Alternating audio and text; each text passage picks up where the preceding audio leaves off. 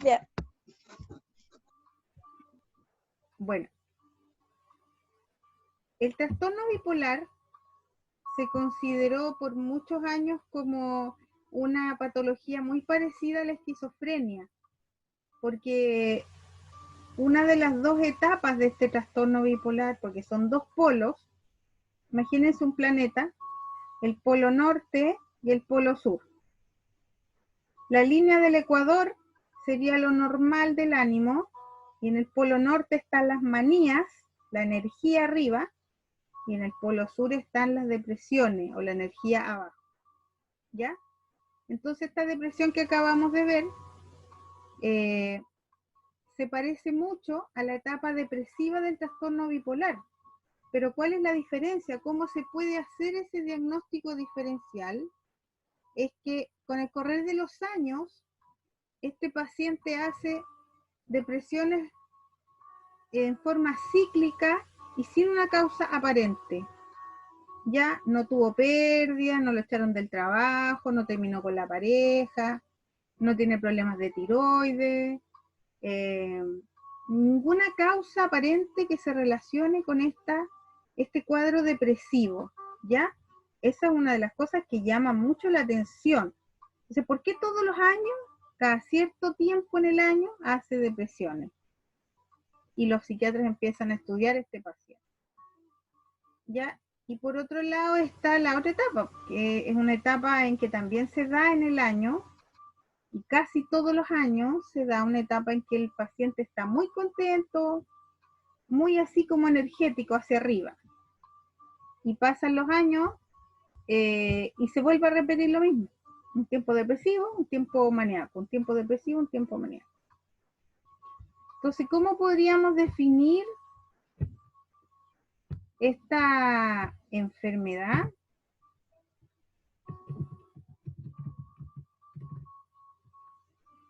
¿Con cambios drásticos de humor o no?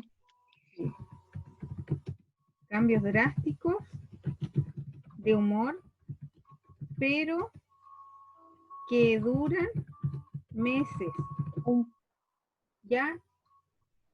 Nosotros malamente, y si de puras malas nomás, de repente encontramos que alguien es bipolar. ¿Lo han dicho alguna vez eso? Sí.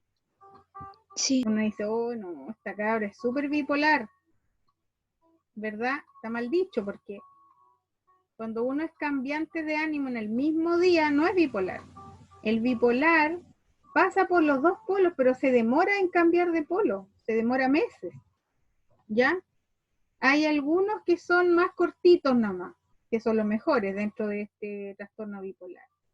Pero es una enfermedad justamente de estos cambios drásticos de humor, pero que duran meses y que varían entonces entre las manías y las depresiones. De eso se trata, ¿ya? Profe, Sí, ¿este trastorno igual puede ser genético? claro, puede ser hereditario. Puede ser hereditario y puede ser incluso en primera línea, fíjate. Gracias a Dios O que se da sea, poco. si algún familiar sufre de este trastorno y tiene una hija y esa hija igual puede sufrirlo. Podría tenerla, pero no se da tan frecuente, gracias a Dios no es tan frecuente. Yo atendí un montón de pacientes bipolares y sus padres eran normales y sus hijos también lo eran. Ya, así es que no siempre se hereda la enfermedad en primera línea. También conocí esquizofrénicos que tenían hijos normales, pero hay un componente genético que se puede dar en el tiempo. Incluso líneas cruzadas, por ejemplo, podría ser un tío abuelo que tuvo y después un sobrino nieto heredó la enfermedad. ¿Te fijas?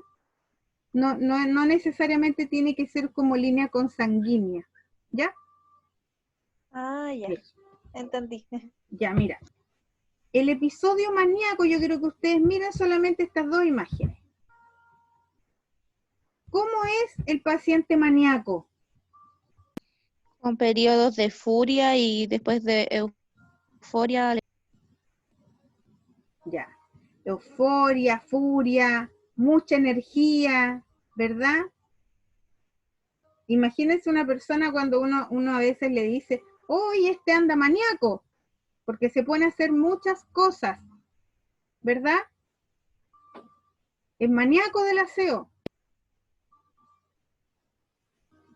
Hace muchas cosas. Que seamos ordenados y que queramos hacer hartas cosas para limpiar, eso está bien. Pero lo que no está bien es que lo hagamos tanto y durante horas que no corresponden. Porque si ustedes despiertan, por ejemplo, a las 4 de la mañana, porque están pasando la enceradora o la aspiradora, ¿eso lo encontrarán normal ustedes? No. Profe, una consulta. Dígame. ¿Qué tiene que ver esto con los trastornos obsesivos compulsivos? No se relaciona Los con que se eso. llaman TOC. Eso es parte de los Nada trastornos que de la ver. personalidad. Sí, Ah, ya. sí. Sí, porque te puse Ya. el ejemplo del aseo, a lo mejor te confundiste, pero yo te puedo poner Sí. otro ejemplo. Yo tenía un paciente que le gustaba andar en bicicleta y andaba en bicicleta hasta 3 días seguidos. Y no dormía, porque él solo quería andar en bicicleta. Ya, otro paciente quería lavar todo lo que pillaba, hasta las cortinas, las alfrazadas, las alfombras, todo. Otro quería, no sé, sacar pasto de afuera y limpiar una parcela a mano. Es mucha la energía, entonces no saben cómo encauzarla. Ese es el episodio maníaco. Y hay otros rasgos más, pues, por ejemplo, comen harto, hablan harto y son muy efusivos en la manifestación de los afectos. Por ejemplo, están muy sexualizados, están muy alegres, están muy cariñosos, son muy de abrazos, de apretar, de besos, ¿ya? Entonces uno los mira y sabe que no están bien, pues. También cuando se enojan harto. Y se enojan de la nada. Todo les molesta. Los familiares que conocen a estos pacientes ya saben cuando están poniéndose medios extraños, entonces inmediatamente los ponen a salvo, pues. Avisan a los equipos del COSAM o del hospital de día que los vayan a ver, piden ayuda o les dan los medicamentos escondidos porque los pacientes a veces se los dejan de tomar y por eso se ponen maníacos. Y al revés, a veces toman muchos medicamentos y se ponen depresivos. Entonces siempre tiene que haber una red de apoyo familiar que supervise la ingesta de los fármacos. ¿Ya? Pero si se acuerdan de estas dos imágenes que están aquí, entonces se van a dar cuenta de qué estamos hablando. Esto es un episodio maníaco. Ya. Y al revés, un episodio depresivo es tal como lo estábamos hablando recién. ¿Ya? Pero aquí la depresión puede durar meses y ojo, no se relaciona con una causa real. Porque ustedes me dijeron varias causas, ¿cierto? La depresión, que tenía que ver con las pérdidas humanas, pérdidas materiales, el maltrato, el bullying, el BIF. Y aquí no, pues. Aquí no hay ninguna causa aparente de daño ni de pérdida, por lo tanto, el episodio depresivo viene de la nada. Lo bueno es que uno se da cuenta porque el paciente empieza a estar callado, se aísla socialmente y uno trata de relacionarlo con algo de la vida del paciente y no le encuentra sentido, no hay sincronía entre una cosa y la otra. Y además se repite con los años lo mismo. Los pacientes maníacos, chiquillos, en este tiempo están apareciendo las manías, en primavera, verano, con el solcito, más o menos con el 18 para arriba, los pacientes empiezan a encumbrar como los volantines, ya se empiezan a poner de menos a más. Y ahí es donde hay que guardarlos en el hospital de día, estar cuidándolo con los familiares, que no se arranquen, que no hagan tonteras. Y porque les puede pasar algo, les pueden hacer daño a ellos o ellos a otras personas. Y en periodos de cambio de horario, cuando pasamos al invierno, cuando hay menos luz solar, el paciente se pone así, se pone más depresivo. Entonces el cuadro es muy similar al que acabamos de conversar de la depresión. La diferencia está entonces, les repito, no se relaciona con algo claramente aparente, no hay nada real que lo haga estar depresivo. Y por otra parte, el periodo depresivo dura más rato. Y el tratamiento no es el mismo, pues. No son los antidepresivos nomás, hay otras cosas para estabilizar el ánimo en el trastorno bipolar. Y esto puede durar meses, así como 3 meses, 6 meses, etc. ¿Dudas hasta aquí?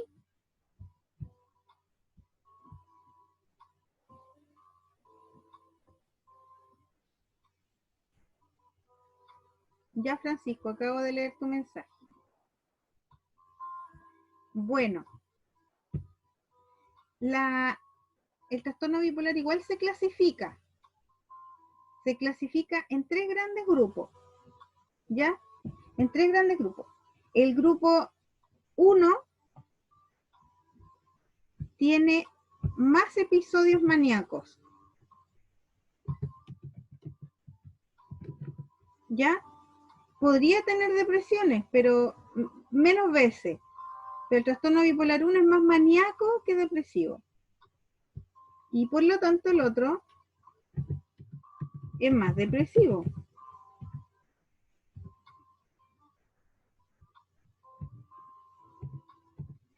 Y el ciclotímico puede tener ambos, pero de corta duración. Pueden ser días o semanas. En cambio, lo de aquí arriba pueden ser meses maníacos y meses depresivos. ¿Se entiende eso, chicos?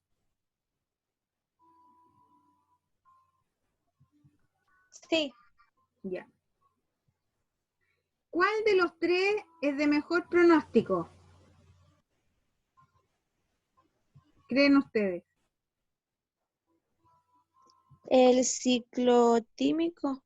Claro, el ciclotímico, porque pasa menos tiempo con estas descompensaciones en el cerebro.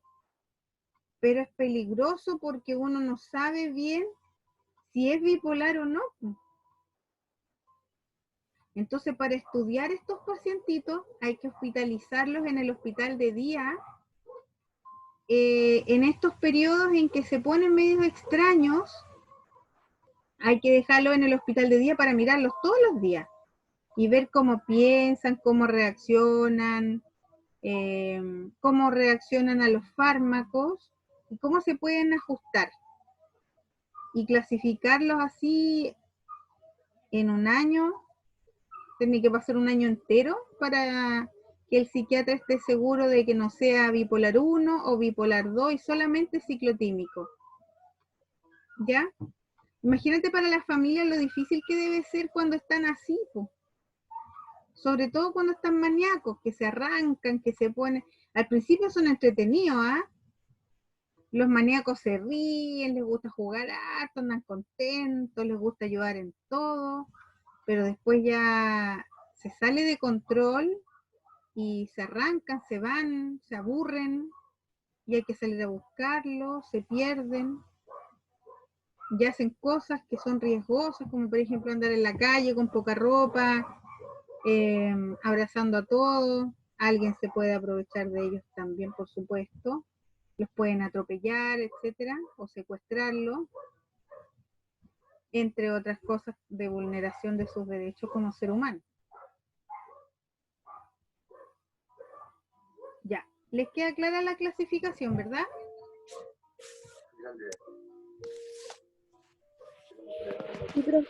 Ya. ¿De dónde viene esto? Pues, ¿por qué pasa? ¿Por qué a mí? Bueno, nosotros a nivel del cerebro tenemos circuitos neuronales que nos ayudan a traspasar los impulsos nerviosos, ¿ya? Y todo esto se hace con la ayuda de los neurotransmisores cerebrales que ustedes deben haber estudiado en fisiología, en fisiopatología. Y cuando nosotros tenemos unos cortes ahí en estos circuitos, se producen las manías o se producen las depresiones, ¿ya? Por eso es tan importante que nosotros podamos prevenir esto sabiendo que en la familia hubiese algún familiar con un trastorno bipolar declarado, ya sea tipo 1 o maníaco, o tipo 2 o depresivo. Porque apenas empezamos a mirar nosotros los hermanos de esa persona o los hijos de esa persona y notamos que hay cositas medias extrañas, al tiro tenemos que ponerlos bajo estudio con los psiquiatras del familiar, ¿cierto? Y descartar que puede ser heredable. Y uno de los neurotransmisores por lejos el más importante es la serotonina, que ustedes han escuchado, ¿cierto? Hay hartos neurotransmisores. Aquí están.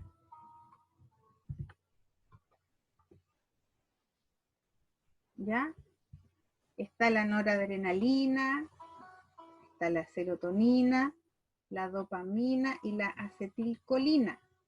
Esos 4 neurotransmisores a nosotros nos sirven para el ánimo. Pero lejos el más importante es la serotonina. Y la serotonina no la venden en pastillas. La tenemos que producir nosotros en el cerebro. ¿Y cómo se hace eso? Por 2 vías. Primero, con fármacos que ayuden a producir la serotonina, y ahí están los medicamentos antidepresivos, pero uno de ellos que son los recaptadores de la serotonina, los ISRS, ¿en fármaco pasan los antidepresivos, chiquillos?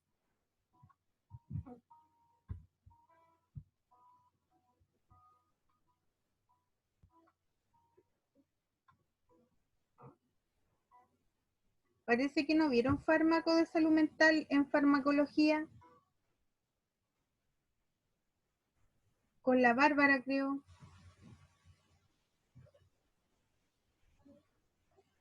Bueno, pero la Sí, serotonina, vimos algunos, sí, ya.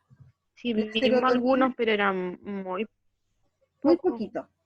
Vamos a tener una clase entera y un trabajito de los fármacos. La próxima semana ya vamos a hablar de eso.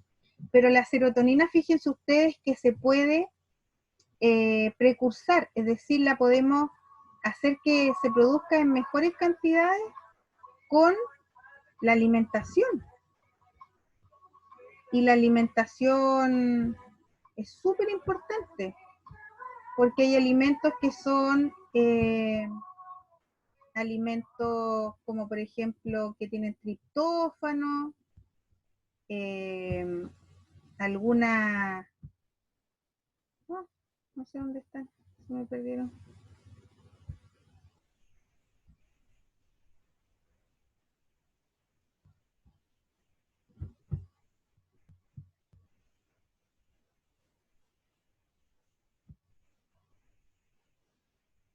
El plátano, por ejemplo, la naranja, el brócoli, los frutos secos, todos esos alimentos son precursores de la serotonina. Entonces la gente que consume esos alimentos, cuando veamos la medicina alternativa, lo vamos a relacionar con esto. Son personas que tienen menos depresiones y duermen mejor, tienen un equilibrio en el deseo sexual, en la actividad motora, mejora las funciones cognitivas, y eso solamente relacionado con la ingesta de los alimentos que tienen estos precursores de la serotonina, ¿ya? Cuando tenemos buenos niveles de serotonina, nosotros estamos contentos. Tenemos esa sensación de tranquilidad, de bienestar, de relajación, tenemos buena autoestima y cognitivamente funcionamos mejor también. Así es que lo que pueden hacer mientras tanto, comer frutitos secos y plátano. ¿Les gustan los plátanos? El chocolate amargo también. También es un buen precursor de la serotonina.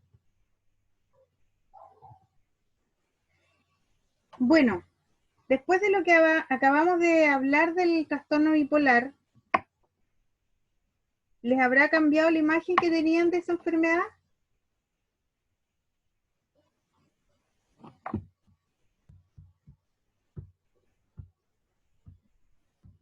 ¿Están acá, chicos? Sí, profe. Sí, profe. ¿Les cambió la perspectiva que tenían, la idea que tenían en sus cabezas de lo que era un trastorno bipolar? Sí. Y ahora ya no digan más que es bipolar alguien, ¿cierto? Porque no es así. ¿Qué alternativas terapéuticas entonces necesita una persona que tiene trastorno bipolar para mantenerse estable? ¿Qué creen ustedes que le puede ayudar?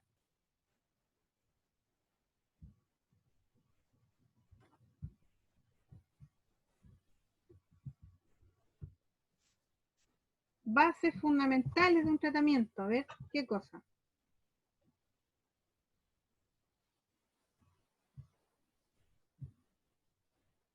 ¿Están muditos hoy día? Un tratamiento psicológico. Ya. Pero ese tratamiento psicológico te puede ayudar en la etapa depresiva. Pero cuando Algunas terapias.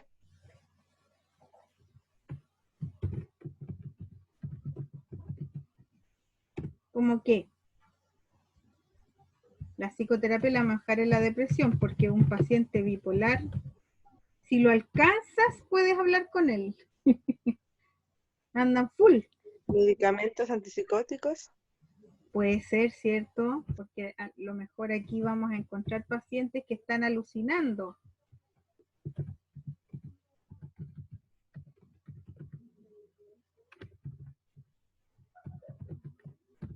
¿Cómo podemos ponerlo a salvo a un paciente que está maníaco?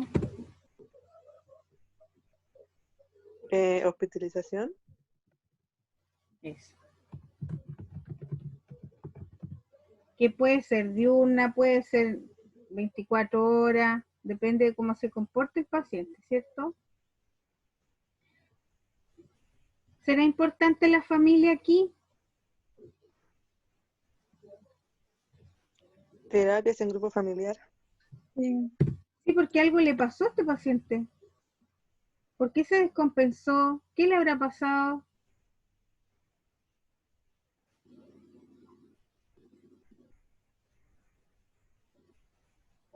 Porque esto no es un paciente agudo, pues un paciente crónico que tenía una evaluación por psiquiatra, el doctor ya le había diagnosticado, le había recetado fármacos, pero se desajustó. Entonces aquí faltó algo. Apoyo de la familia. ¿Y por qué creen ustedes que la familia no apoya? ¿Qué falta hacer con esa familia para que apoye? Que sea más unida, que sea más Enfrentarla. comprensiva. Ya, pero ¿cómo llegamos a que esa familia sea así? Con terapia familiar, creo.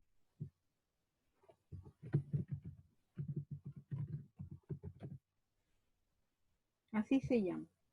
Psicoeducación o educación con una persona que le pueda enseñar lo que significa esto. y la importancia del tratamiento, porque si no le dan importancia, va a vivir maníaco. Y lo peor de estar maníaco es que cada vez que hacen unos episodios así medio psicóticos, mueren neuronas. Entonces cognitivamente los vamos a dejar más deteriorados cada vez. Y esta persona que quizás pudiese haber logrado muchas cosas en su vida diaria, porque yo les voy a decir que cuando están en la línea del Ecuador, cuando están normales, ellos pueden ir a la universidad, pueden estudiar, pueden cocinar, pueden vestirse, pueden tener hijos, se pueden casar, pueden hacer su vida prácticamente normal siempre y cuando haya adherencia a los fármacos. Y eso es solamente con el apoyo familiar. Si no hay apoyo familiar, el paciente va a vivir descompensado. ¿Ya? Entonces, hay varios fármacos para el trastorno bipolar. Los principales de esto, como ustedes vieron que esto transita de polo a polo, ¿cierto? De la manía a la depresión y así totalmente cíclico, necesitamos algo que los lleve a la línea del Ecuador. ¿Ya? Y eso son los estabilizadores del ánimo. Ese es una clasificación, un grupo de fármacos estabilizadores del ánimo. Entonces, cuando están maníacos, cuando están arriba con mucha energía, hay que darle antimaniacales para llevarlos a la línea del Ecuador. Y al revés, cuando están abajo, en el polo sur, están depresivos, tengo que darle antidepresivos para llevarlo a la línea del Ecuador. Si están psicóticos, les tengo que dar antipsicóticos, también llamados neurolépticos, que están allá abajito. Y estos de uso colateral o sintomático se le llaman a un conjunto de fármacos que van a ir a paliar los efectos adversos de los medicamentos. Ustedes saben que todos los medicamentos que ustedes han tomado en su vida les provocan cosas. ¿Qué malestares les han provocado, por ejemplo, los antibióticos?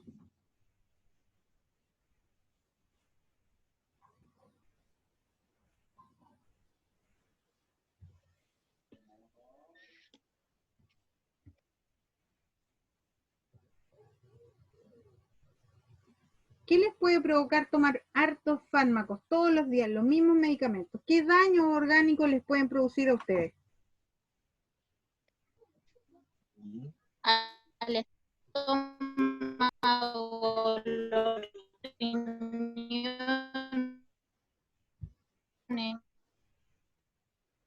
Te escucho más o menos, Susana, pero por ahí te entendí que era como dolor de estómago, ¿cierto? Mareos.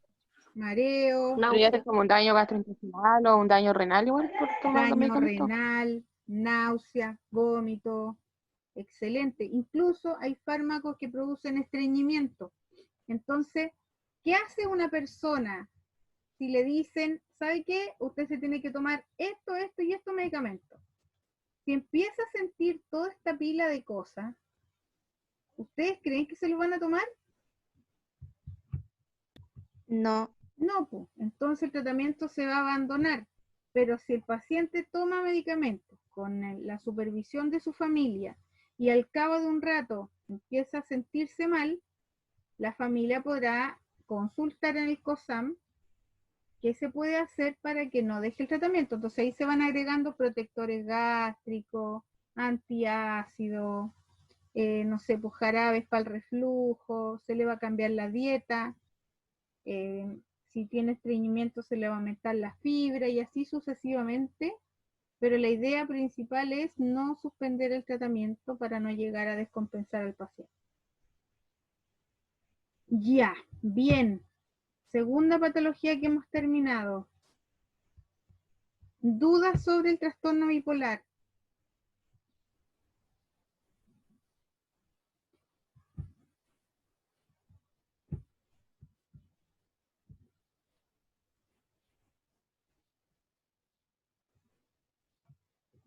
Seguimos con la esquizofrenia.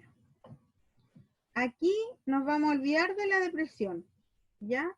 Pasamos depresión, trastorno bipolar era depresión y psicosis o manía.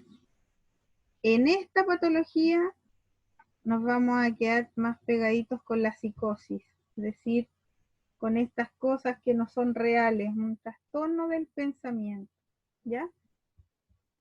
Entonces, ¿de qué se tratará la esquizofrenia? ¿Vieron el video algunos de ustedes?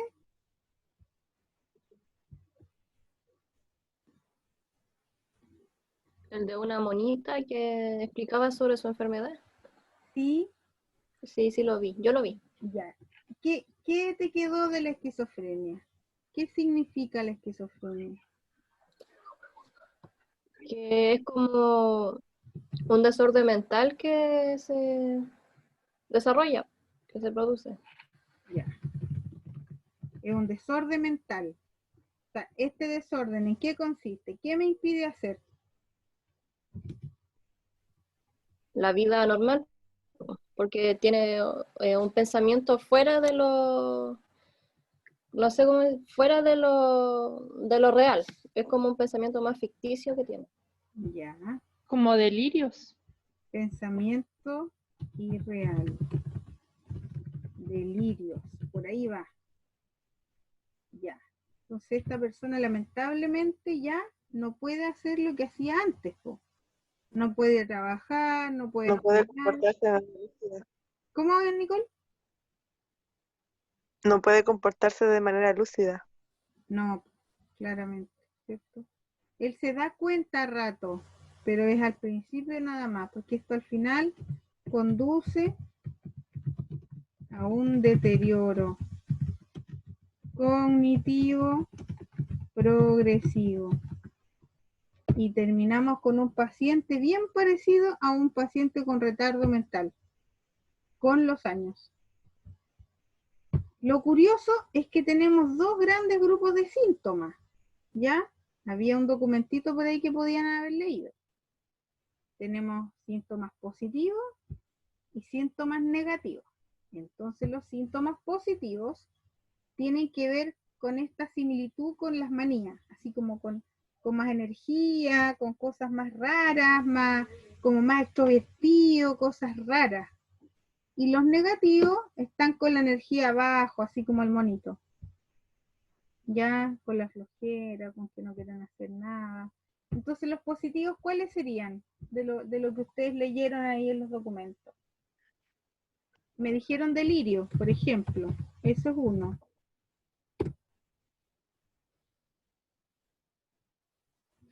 El delirio, ¿a qué se refiere? ¿Lo entienden?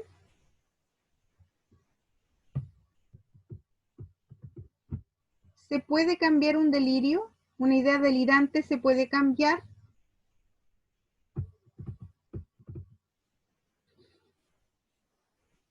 Con ayuda, sí. Muy difícil. Prácticamente no. Por ejemplo, si un paciente dice que él es Superman o es Jesús, él cree eso. Tú puedes sentarte a hablar con él y no lo vas a sacar de esa idea delirante. Cuando está mal. ¿Eso serían delirios de grandeza? Un delirio de grandeza, justamente.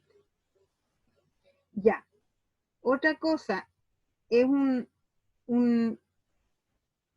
una sensación de que están hablando de él. ¿Qué significa eso? ¿Cómo se le llama eso? Alucinaciones. Paranoico. Paranoia, ¿cierto? Prenden el televisor, están hablando de mí. Alguien dice algo, lo estás diciendo por mí. O dos personas están hablando, me están pelando. ¿Te fijas? ¿Y qué significa esto?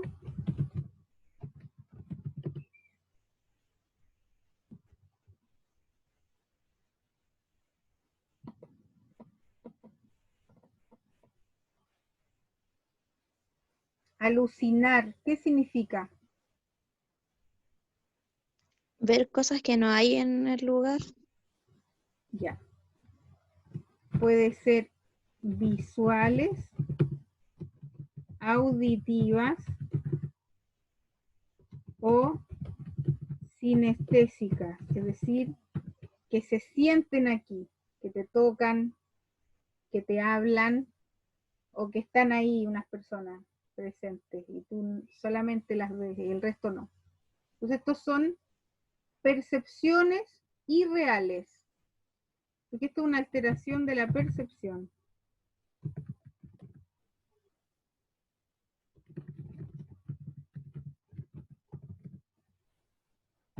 ¿Ya? Pero se corrige, porque fíjate que con los fármacos antipsicóticos el paciente deja de alucinar. ¿Y cómo sabe uno que el paciente está alucinando? ¿Cómo creen ustedes que se puede dar cuenta uno como terapeuta que el paciente está alucinando?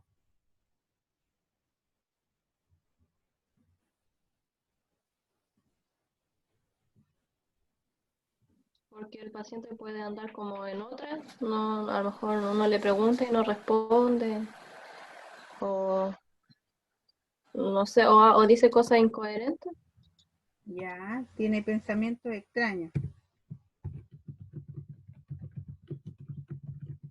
Mira, imagínense esto. Ustedes están ahí donde están, ¿cierto? En sus piezas, en sus casas, y de repente ustedes ven al lado de ustedes una persona de pie, que no es de su familia. ¿Qué sentirían ustedes? Miedo. Miedo. Y ustedes van a gritar y van a decir que saquen a esa persona. Y va a llegar su familia y él les va a decir, ¿pero qué persona? Ese que está ahí. Yo no veo nada, pero si está ahí. ¿Ven? Esa es una alucinación visual. Y la auditiva son voces que ellos escuchan todo el día. A veces hay voces amigables que los hacen reír, que son voces agradables, pero otras veces son voces de daño que parecen voces demoníacas. Entonces es un sufrimiento tremendo para los pacientes. Y pensamientos extraños, claro, porque hay cosas incoherentes que dicen ellos, como lo que estábamos hablando, porque sienten ellos que son dioses o que son animales, etcétera. ¿Ya? Y aquí, cuando están con los síntomas positivos, desde el miedo, desde la paranoia, desde toda esta cosa del delirio, aquí ellos hacen los episodios de agitación psicomotora. O sea, aquí es donde el paciente se pone agresivo, quiere golpear al otro porque lo mira y no le ve la cara de la mamá o del hermano, ve una cara de un demonio o de alguien que no es. Entonces quiere golpearse, quiere defender, y eso hace que necesitemos hospitalizarlo rápidamente, sedarlo, contenerlo físicamente para poder protegerlo y proteger a los demás, por supuesto. Este tipo de síntomas son el conjunto de manifestaciones de que el paciente está descompensado, porque él siempre va a ser esquizofrénico, siempre. Esta enfermedad no tiene cura, pero lo normal dentro de del cuadro es que siempre esté así. Esto lo hace desde que empiezan los síntomas, o sea, aparte como en el colegio, en la media, al final de la media. Lo primero que se manifiesta, chiquillo, en una persona es el aislamiento social, ¿ya? Después que un joven era súper participativo, tenía varios amigos, tenía polola, jugaba a la pelota, etcétera, se va apartando de a poco, se va apartando. Eso ya es raro, ¿cierto? Y uno piensa que puede tener una depresión, pero en realidad cuando uno conversa con ellos no hay manifestaciones de depresión. Ninguno de los síntomas que acabamos de estudiar existen. Entonces solamente aislamiento social. ¿Por qué? Porque empiezan a sentir que les pueden hacer algo. Entonces prefieren estar solos. Y no hay necesidades de satisfacer sus necesidades básicas, valga la redundancia. Por ejemplo, no se bañan, Entonces hay pérdida del autocuidado. Se ponen flojitos y eso es lo primero que dicen los papás.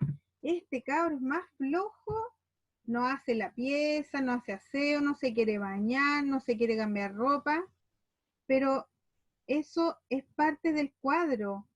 Aquí ellos no sienten la necesidad como nosotros, ¿ya? Si no se bañan en un mes, para ellos no es importante porque no lo sienten como necesario. Eso ya es un gran cambio, pues marca un antes y un después en el joven. ¿Qué otras cosas podrían aparecer aquí como parte del cuadro de los síntomas negativos que ustedes leyeron? La angustia puede ser. No manifiestan angustia, fíjate, ni pena, ni alegría. ¿Cómo se le llama a eso de no manifestar las emociones?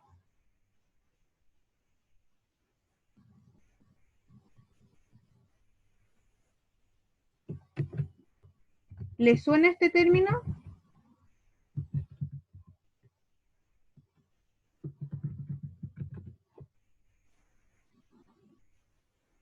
Aplanamiento afectivo. ¿Qué se les ocurre con el aplanamiento afectivo?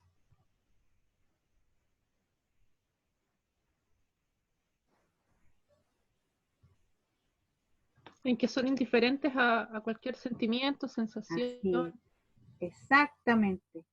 Hay una indiferencia increíble frente a los hechos que están ocurriendo a su alrededor.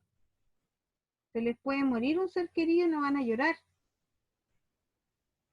Lo único que podría manifestarse como una emoción cuando están muy mal es la rabia, es la ira, a través de la agitación psicomotora. Pero cuando están así, se supone que aquí cuando tienen síntomas negativos, están estables, imagínatelo. Están aislados, están flojitos. Si no les dicen que se bañen o que se cambien ropita o que hagan la pieza, no, ellos no van a funcionar como nosotros. Y no manifiestan sus emociones. Entonces ellos son súper como, no son simpáticos, pues son apáticos, ¿me entiendes? Hablan sí, pues, pero son monosilábicos. Hola, hola, ¿cómo estás? Bien. ¿Qué hiciste hoy día? Nada. ¿Tienes frío? No. ¿Tienes calor? No. ¿Quieres comer? No. ¿Te Son fijas? súper cortantes. Son monosilábicos para responder. Porque aquí hay un embotamiento cognitivo también, como no hay estimulación, hay poco diálogo, porque su discurso es súper limitado. Por eso te digo que son monosílabos. El pensamiento, chiquillos, para que se desarrolle en todo su esplendor, y es parte de la estimulación cognitiva de los seres humanos, es la expresión oral y escrita. Es lo que a mí me encantaría que ustedes tuvieran en clase, por ejemplo. Pero no sé si será porque les da vergüenza hablar o porque realmente no leyeron nada antes, no alcanzaron a ver los videos. Yo los invito a hacer esto. Este es un ejercicio que tenemos que hacer, pero para llegar a hacerlo, ustedes tienen que leer. No les va a quitar muchos minutos y los videos son cortos. Y los documentos que yo les entrego son cortos también. Ustedes pueden leerlo y después construimos esto y lo van a entender más que si lo hubieran estudiado solos en su casa. Pero es necesario que ustedes se expresen. Así que no se extrañen si los hago disertar de repente, ¿eh? Ya, aparece aquí también esta cosa de la anhedonía. ¿Se acuerdan lo que era la anhedonía en la depresión?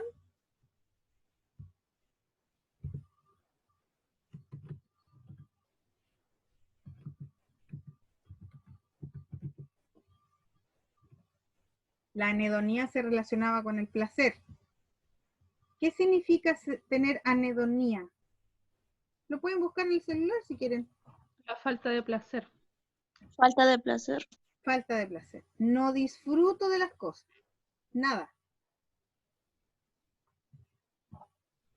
Entonces, en esta etapa, en que el paciente está tranquilo, está un poquito más receptivo, yo puedo trabajar con él en el hospital de día o en el COSAM para estimular su cerebro, para ayudarlo a no deteriorarse tanto que llegue a tener retardo mental después asociado. ¿Ya? También el terapeuta ocupacional a este nivel tiene que trabajar en las habilidades para la vida diaria. Entonces tendrá que tener toda esa paciencia del mundo para educar a la mamá y decirle que tiene que pautearle los horarios para que se bañe, tiene que ayudarlo a que haga su cama, que no se la haga ella, que entienda que tiene que cambiarse ropa, que entienda que la ropa sucia se deja en la lavadora, que si come se pare con su plato y lo lave. ¿Te fijas? Son habilidades de la vida diaria que hay que entrenar y no es fácil. Y es un proyecto largo de alcanzar. Pero una vez que lo adquiere, se vuelve rutina y ellos lo pueden hacer. Y lo otro es expresarse. ¿Cómo? Decirle más preguntas abiertas y esperar que ellos hablen. Respuestas cortas, fáciles. Hacerlos leer libros con letras grandes, de fácil entendimiento. Pueden ser libros infantiles, cuentos de la básica, que le permitan a ellos mantener su cabeza funcionando. Atención, memoria, concentración y expresión oral, que eso es súper importante para un paciente esquizofrénico. Y de Yapa le hacemos un favor a los papás, porque los papás deben estar súper asustados de que este niño nunca fue como era. Ellos durante años van a abrazar la esperanza de que se va a recuperar el hijo y va a ir a la universidad. ¿Te fijas? Qué difícil es decirle eso a tu papá o a tu mamá. ¿Ya? Bueno, otros síntomas generales tienen que ver con estos comportamientos desorganizados, como la apariencia física. Ellos no están ni ahí con los colores de la ropa, ni la temporada, ellos se ponen ropa nomás. Son súper como instintivos, les dio frío, chaleco, les dio calor, short. Pero si tú no les dices que va a ir a la calle con calzoncillo, que eso está mal, ellos no entienden eso. Entonces su atuendo, el arreglo personal, por ejemplo en los hombres afeitarse, lavarse los dientes, las mujeres maquillarse, ir a la peluquería, etcétera, esas cosas no son necesidades, entonces hay que fortalecerlas ahí.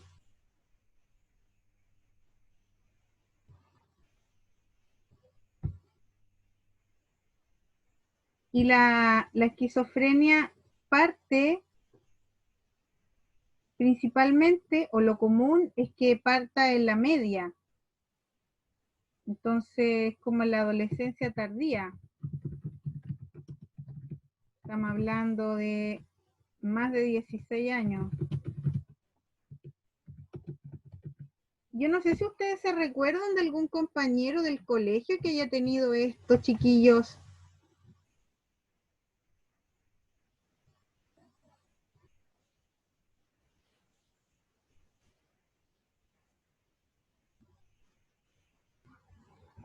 O alguno de otro curso que hayan tenido la noticia de que tuviese esto.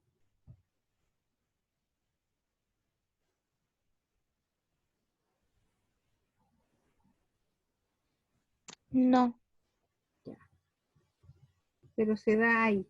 También podría iniciarse los síntomas, ¿cierto? En este periodo de la educación media finalizando, pero también podría ser en la universidad. Y en la universidad se tiende a confundir esto con esto de que el estrés de tanto estudiar lo estresó y que se volvió loco, pero se va a recuperar. Y la verdad es que ahí eso es su primer brote. Cuando parte el primer episodio se le llama primer brote. Y esto transita así, ¿ah? Cada vez que el paciente hace síntomas positivos, vamos a hablar de otro brote. Cuando está así, está estable, pero está crónico, ¿ya? Pero cada vez que está así, es otro brote. Y puede hacer muchos, muchos brotes en su vida. ¿Y por qué se producen los brotes? Por lo mismo que se producen las manías en el trastorno bipolar.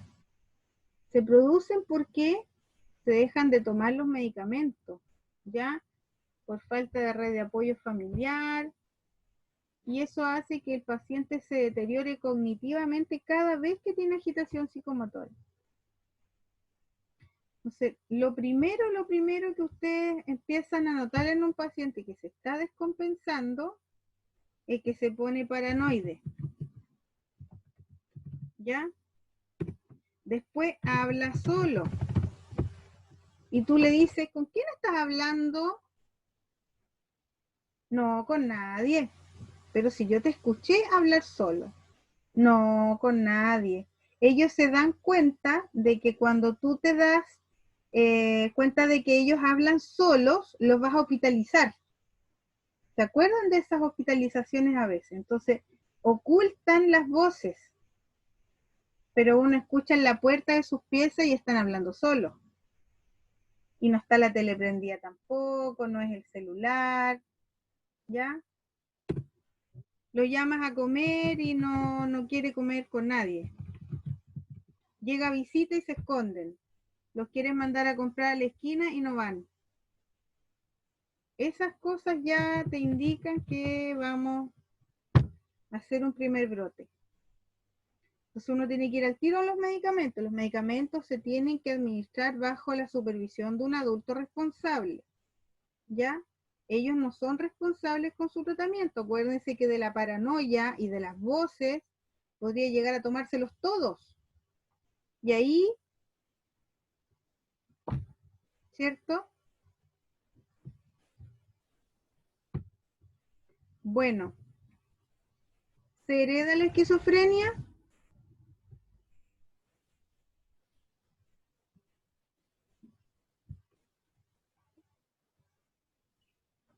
¿Qué No, dijimos profe, antes? ¿Cómo? ¿no se hereda? Se puede heredar. Ah, qué terrible. Se puede heredar. Pero ¿sabes qué? No es con tanta frecuencia como uno lo piensa.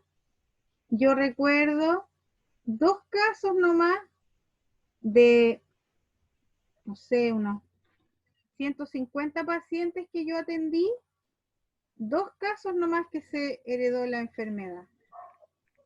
¿Y qué te podría decir? Que fueron mamás más añosas, con quizás embarazos en periodos muy difíciles,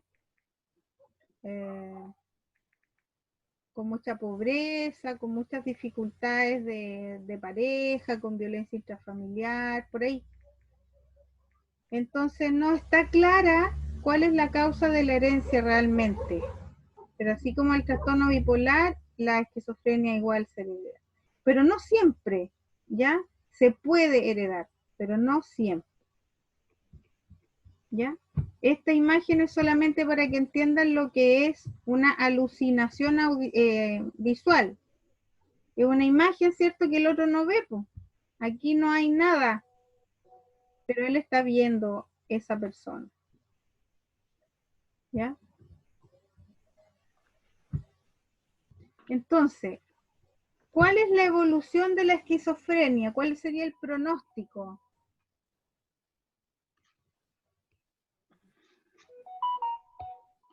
¿Es bueno, es malo, depende de cosas? Depende del tratamiento. Ya, perfecto. O sea, del tratamiento indicado y de la adherencia al tratamiento. ¿De qué más depende?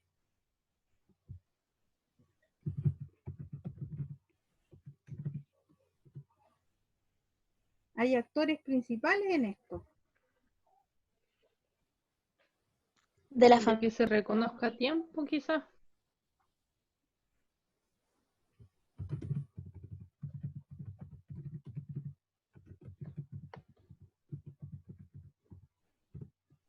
Y alguien me dijo que depende del apoyo familiar. Muchos de estos pacientes quedan solos. Así que cuando no hay apoyo familiar, están las redes de apoyo institucionales. Depende del paciente, aquí juega la voluntad del paciente.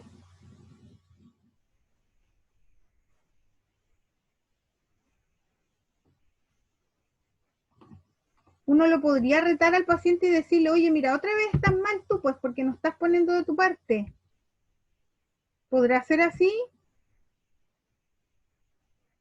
No, porque ellos no tienen la culpa de cuando le vienen los episodios. Claro, qué bueno que dijiste eso. Justamente, al revés del trastorno bipolar. Yo le puedo decir al trastorno bipolar, mira, te he educado, te he dicho lo que te va a pasar si no te tomas los medicamentos. Si tú no te los tomas, entonces no esperes nada bueno. En cambio, al esquizofrénico yo no le puedo decir eso.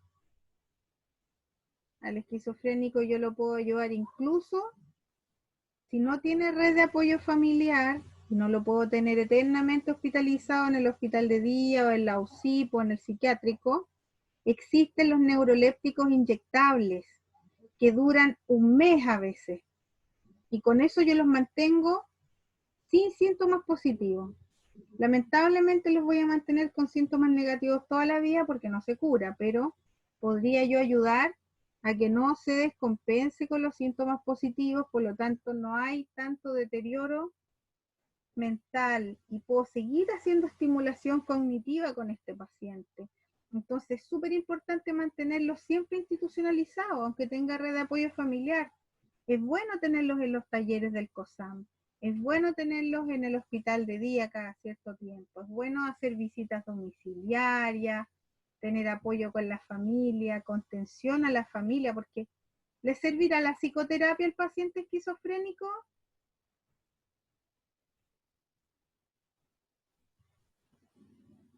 ¿Entenderá algo con la psicoterapia? No, No, porque tiene aplanamiento afectivo, ¿cierto? Entonces, ¿para quién será la psicoterapia aquí? para la familia.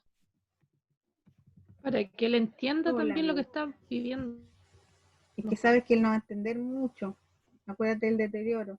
Pero yo le puedo explicar cosas básicas. Que es importante que se bañe, que es importante que se afeite, que es importante que se trague las pastillas. Cosas súper concretas. Pero la psicoterapia familiar es indispensable porque esta familia está agotada. Realmente agotada y necesita una salida, necesita llorar, necesita que alguien le diga que todo va a estar bien y que no están solos. Cuando el paciente está así, está muy agresivo. Ahí hay que llamar a la ambulancia, hay que llamar a los carabineros, porque se tiene que activar el decreto 550, que es el decreto que nos ayuda a regular la fuerza pública para que el paciente se suba a una ambulancia. Y no podemos hacerlo a la fuerza, tiene que ser con apoyo de la fuerza policial, obviamente contenido, protegiéndolo sin que le hagan daño, por supuesto. ¿Ya? Pero hay una serie de actividades que podemos hacer para este paciente. Están las internaciones, están los fármacos, está la psicoterapia familiar, están los centros de recreación, están las actividades para la vida diaria, talleres grupales, salidas a terreno, porque en el fondo lo que uno tiene que lograr con ello es rehabilitación social y algo muy importante es la reinserción. Porque imagínate lo que podría pasar cuando tú vas con un grupo de pacientes psiquiátricos a comprar al supermercado o a la farmacia. ¿Qué creen ustedes que va a pasar con el público? Los va a quedar mirando, los va a incomodar. Les da miedo los pacientes psiquiátricos a la gente, ¿cierto? Entonces, si nosotros logramos que estos pacientes se bañen, se vistan adecuadamente, les podemos acompañar a hacer trámites mínimos, como por ejemplo comprar pan, comprar fruta, entender cuál es la fruta, cómo se llama la fruta, cómo se eligen los tomates, cuántos huevos tiene una docena, ¿te fijas?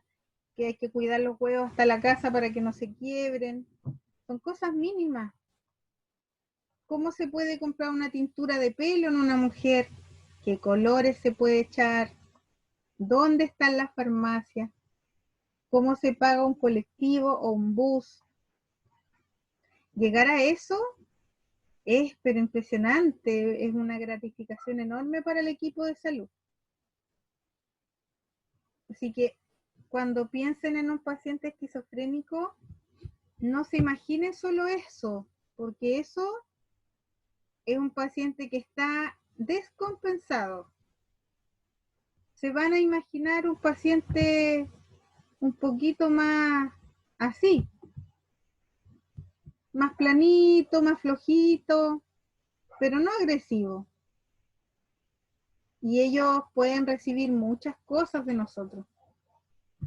Tenemos que tener harto amor por ello nomás, harta paciencia, y sobre todo para llevar a la familia a involucrarse en este proceso que es crónico, largo, toda la vida, necesitamos apoyar a la familia. Ellos sí que necesitan reuniones con otras mamás que estén pasando por lo mismo, necesitan reunirse con el psicólogo, con el terapeuta ocupacional, con el psiquiatra, necesitan apoyo.